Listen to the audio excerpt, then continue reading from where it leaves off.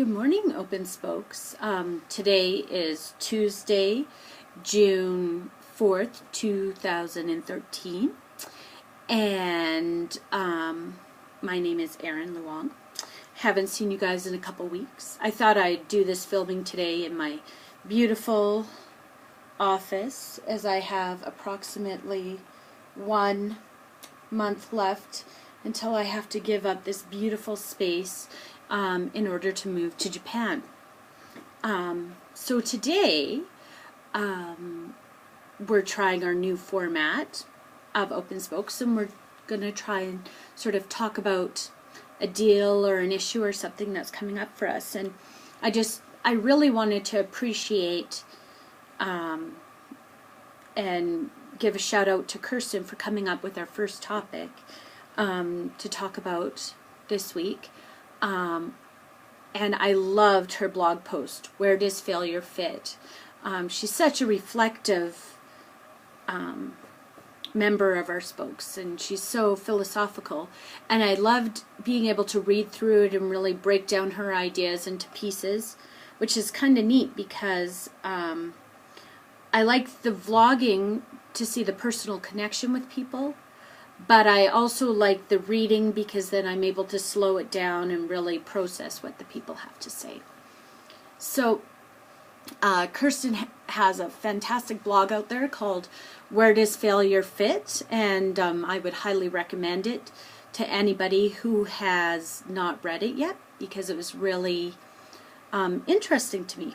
So she had a couple favorite lines that sort of stood out for me in her blog, and one of the quotes I'd like to use from her is, "For me, failure seems to be an accurate description if it is the result of a deliberate action or inaction. I can fail to do something, but I cannot fail at something, and in this case, failure may actually not be acceptable."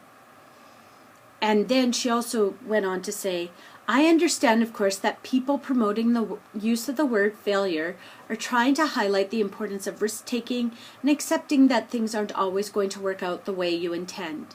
I could probably write a similar post arguing for the use of the word. Maybe I will next time, I'm just not sure."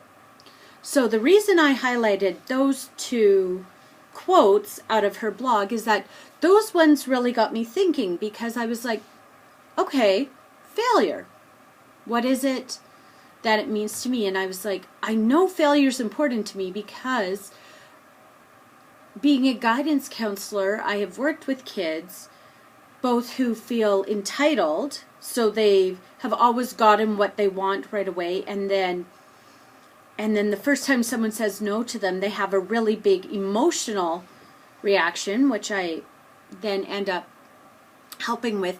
And I've also noticed that I have to help kids a lot with test anxiety and anxiety around school in general, because they have this negative perception of what it means to fail. And so one of the things that I did was I decided to say, okay, I can see what she's talking about, but I wonder what failure means to me.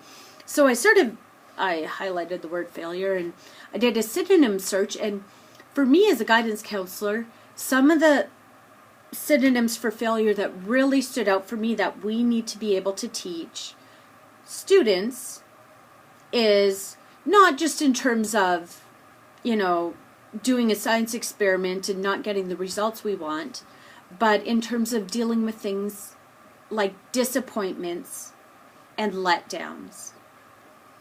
I'm taking a course right now through Coursera on emotional intelligence and leadership. And one of the reflections that we were talking about earlier seems to resonate with this concept of failure.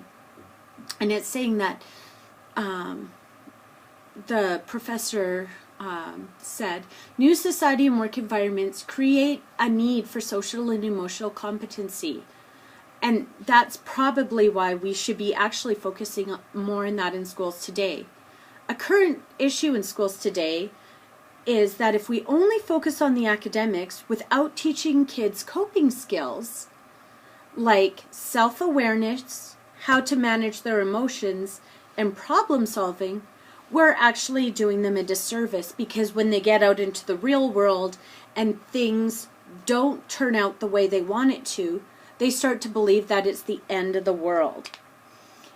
And so as a guidance counselor, I find that perhaps a more accurate word that I would like to use, because like Kirsten, I'm worried about the negative connotations of the word failure, but I don't think that we do kids a service if we take the whole concept of life challenges out.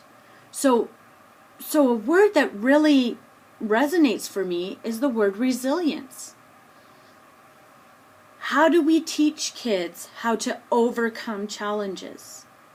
How do we teach kids how to keep trying at things when the first time they do them, it doesn't work out perfectly the way we want it to?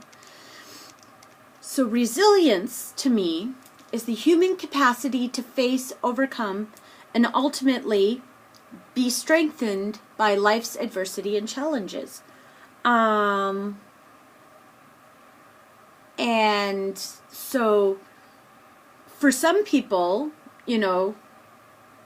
being resilient is being able to be an active member of a blogging community, even if they have a spelling disability.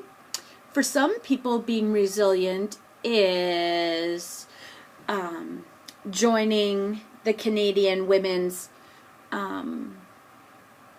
basketball team, wheelchair basketball team, after having a car accident.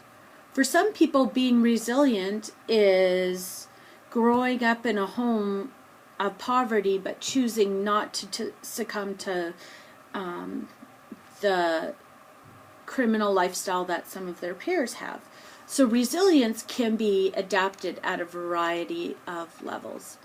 So perhaps instead of saying, where does failure fit, I wonder if we reframed it as resiliency and the importance of being able to handle diversity.